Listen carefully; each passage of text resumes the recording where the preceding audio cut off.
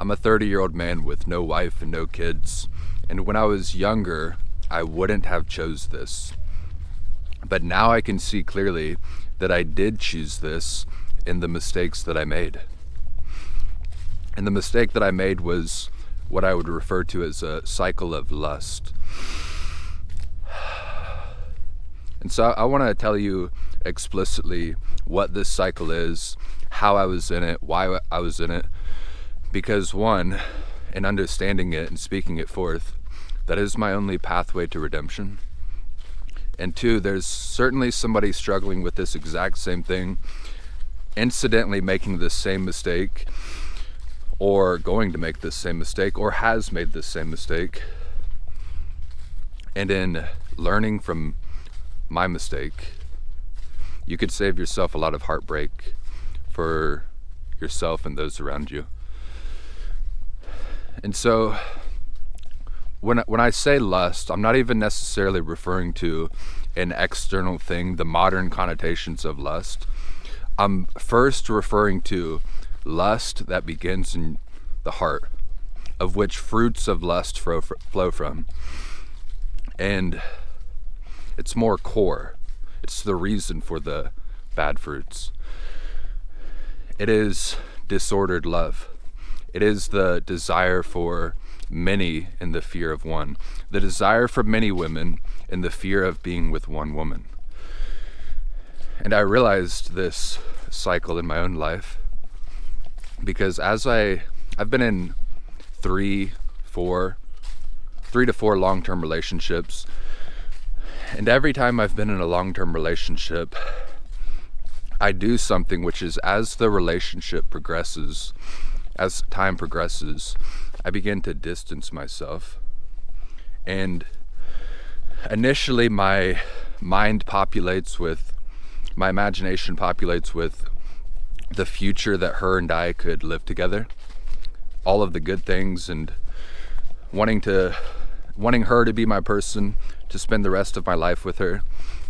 But as time passes, the thing that I want, the only thing that I want more than to exist in this future with her, is to not exist in this future with her. And it causes a war within me. Obviously, that's pure chaos. And so why does this happen within me? Why do I experience this? Well, the first relationship that I was in, and keep in mind, when I say relationships can be courting, innocent. They don't always have to be what modernity makes them out to be. The first young adult relationship that I was in, I was 15 years old. And there was an age gap. She was 19 years old. And I remember I was in a state of innocence. She'd told me about her past. I knew that she was not in the same state of innocence.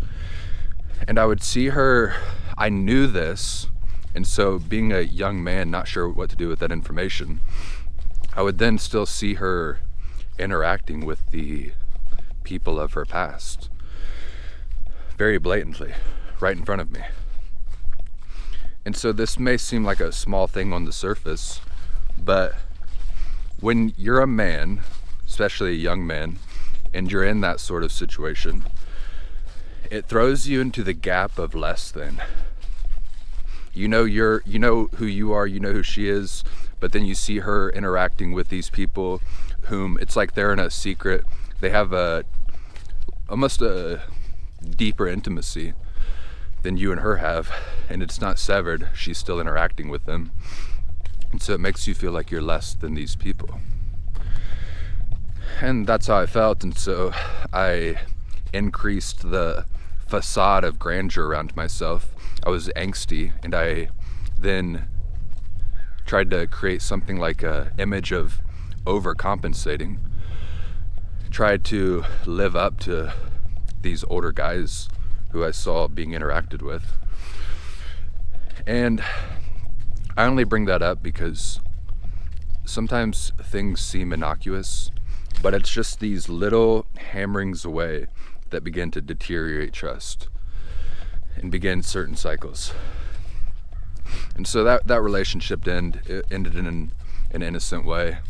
And then 3 years later, I was in college and I was in a different relationship. And something that I forgot about, but have remembered recently, happened to me that completely changed something within me. It completely shattered trust in a way that I had forgotten, which is I was in a relationship. It was the same thing, a gap of innocence between her and myself. And she'd told me about her past and her ex-boyfriend, and you hear that, and I was like, all right, well, everything's all right now. You don't have to worry about him. It's you and I now. Now we're together. And so we were incredibly close. I was in love. I felt like I was in love. I felt love. I knew who she was. She knew who I was. I knew who I was. I knew where we were at. Imagining a future together. And then one evening, I was in her dorm room. We were eating pizza, and her phone vibrates when she was in the bathroom. And I saw that her ex-boyfriend was texting her. And I was like, all right, that's interesting. Because I've actually heard a lot of things about this individual and the way that he cheated on her. But now he's texting her. This is interesting. This is interesting. And so whether it's right or wrong, it doesn't really matter. I picked up her phone and I looked at it. And it wasn't that he was texting her one time. Long text conversations going back for a long time. And I was 18 years old. Literally just turned 18 years old. And you see something like that. And it really shatters your psyche in a certain way. Because you are one place. You know the person who you're with. You know who you are. You know where you're at. And in one moment's notice, you're just in chaos. You're not where you thought you were. She's not who you thought she was. And in a sense, you're actually not even who you thought you were. And so it's shattered my psyche. It threw me into chaos. But now I'm completely divided because I'm a young man. I still feel this love for her. And I still have these imaginations of the future that we could live together. But I'm divided because now I've seen this. And I brought it up with her. She's like, no, it's not what it seems. It's XYZ. Obviously lies. It's fine, but it's lies. And in my immaturity and naivety, I just didn't know what to do, so I stuck with her. But I was divided. And my trust was getting hammered away. I was losing trust. And so that's when I can really begin to see the beginnings of this thing that I'm referring to, which is I have imaginations of her and I's future together, but the only thing that I want more than to live in that future is to not live in that future with her, because I don't trust her. And you try to forget about it, and again, young man, you're not sure exactly what to do, so you try to forget about it. You still feel that love. There's something like an attachment, but time went on, and that's when I just started distancing myself from her, because now there's a war within me and I'm not sure how to handle it. And obviously, I will add this in retrospect, I know exactly what I should have done. It is hard and it is painful, but the moment that I saw that, I should have severed the relationship. I should have not gone forward. It would have been better for me to sever it right there, because otherwise, then I did a thing where I was hurting me and her. She hurt me, but that is what it is. Now I'm distancing myself from her. I'm being detached. I'm half in the relationship, half out, moving rapidly away from her, but unsure whether to sever it or stay. the answer was to sever it in that moment. I don't want to interfere with what you guys have got going on. You guys are obviously still trying to work things out. All of that is fine, but I don't want to interfere, so I'm out. That was the proper move. But hammered away at my trust, and subconsciously it was hammering away at the trust that I felt towards women in general. And I've talked about my relationship with my parents. Luckily I've, in my perspective, maybe many people feel this way, the best mom in the world, raised by many powerful motherly women, my mom, my grandma, my nana, men in my life as well. But speaking about women right now, luckily I have that, but I was losing my trust in women. And so then fast forward probably 3 years later again, I'm in a different relationship, and it is her, this one, her and I are kind of in the same place. It's like dual angst. It's like we both just have a bunch of angst.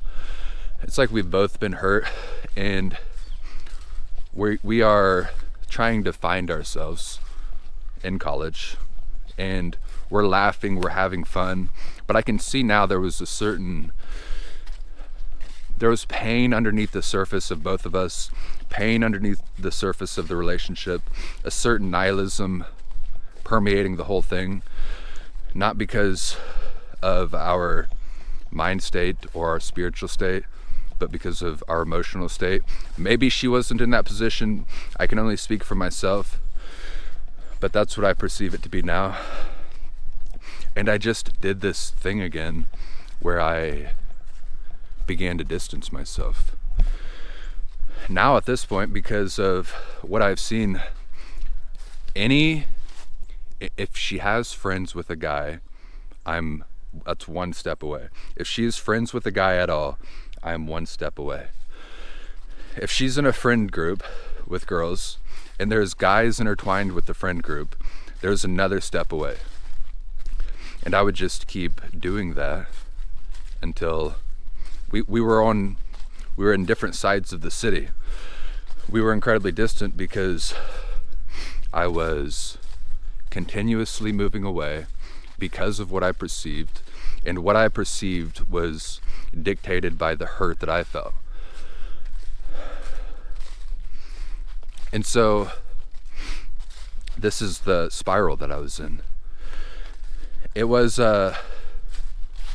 there's a Greek word for this. There's really not an English word for it. It is, I want to say dyskouphia, which means double-hearted. I was double-hearted, but double-hearted, double-minded. My psyche was fragmented into two. Part of me wanted love, and part of me was terrified of love. Part of me wanted monogamy, one woman. Part of me wanted intimacy, but part of me was terrified of intimacy. Part of me wanted one woman, but part of me wanted one woman and everything that could bring for my life. But part of me wanted many women, not because of anything pleasure-seeking wise, but because I was hurt and I wanted to mitigate risk. If I had many women, if I refused to settle down with one woman, then I could mitigate my risk and I didn't have to put all of my heart in one place.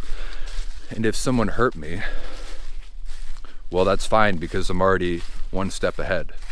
It's like risk management in finance. If you're diversified, you've mitigated risk. And that's passively what I was doing.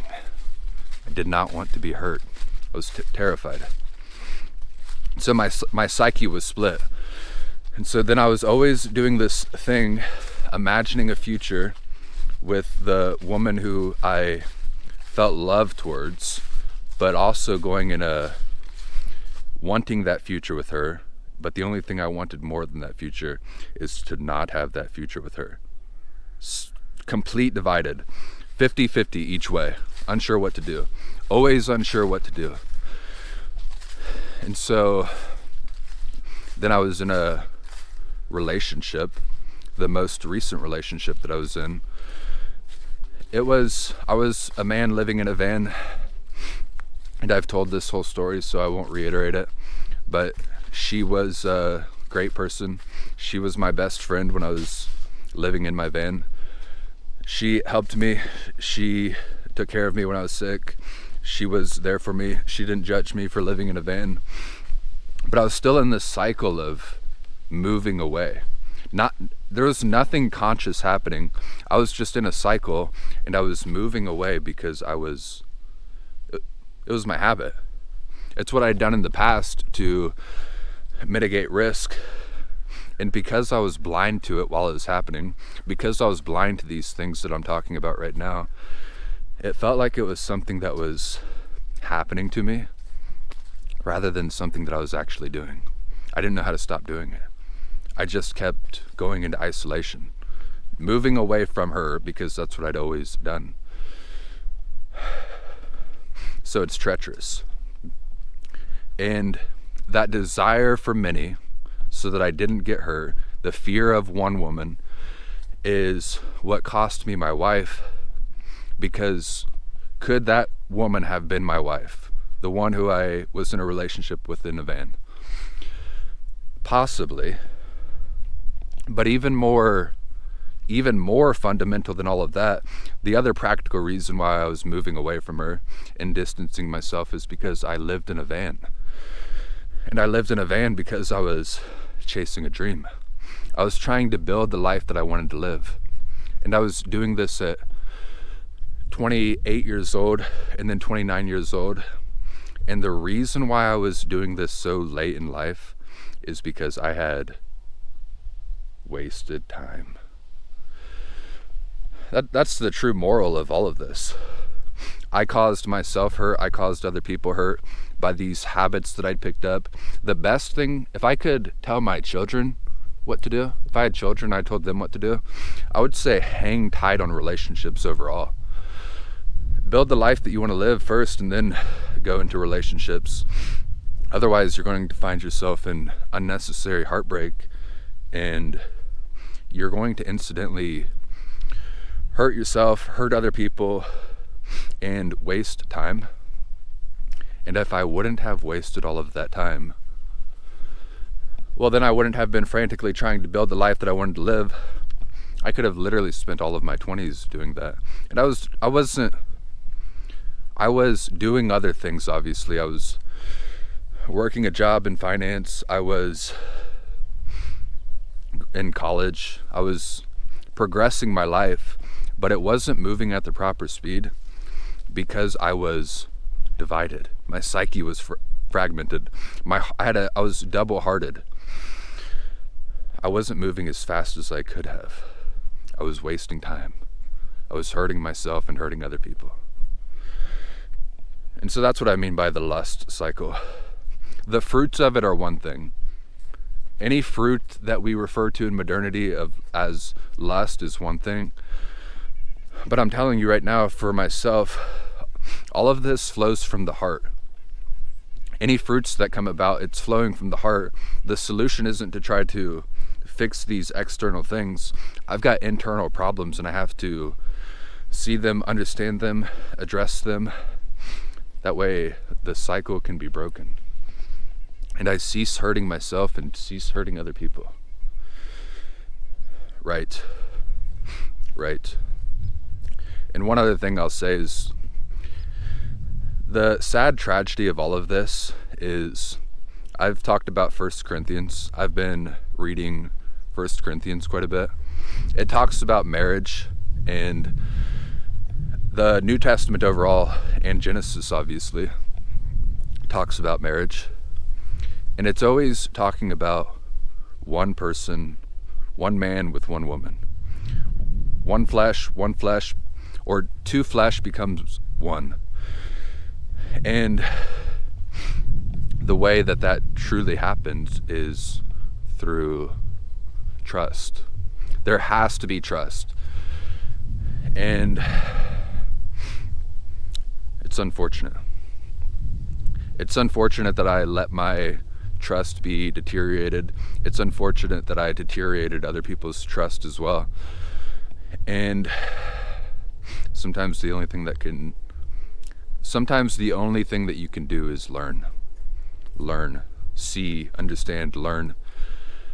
And the solution is, despite everything, despite the hurt of this world, despite the noise of the world as well, because we're surrounded by, I say all of this, but let it be known, rap music, country songs, it's all constantly beating us. Don't trust them. Hey, women, don't trust men. Men, don't trust women. Movies, the media overall, everyone's saying don't trust the opposite. And then you don't trust them, and then you hurt them, and then you propagate the problem, which could be the solution. The solution isn't to not trust. The solution is to be vulnerable and trust the right person. Patience and humility. You got to find the right person. Don't listen to the noise of the world. Find the right person. Right.